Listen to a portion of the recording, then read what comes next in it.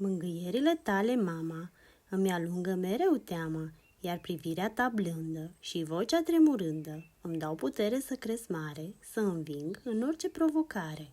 Căci tu ești lângă mine mereu, o vorbă bună îmi spui când îmi e greu și mă alinți, cum știi tu mai bine, cu glasul care mă susține.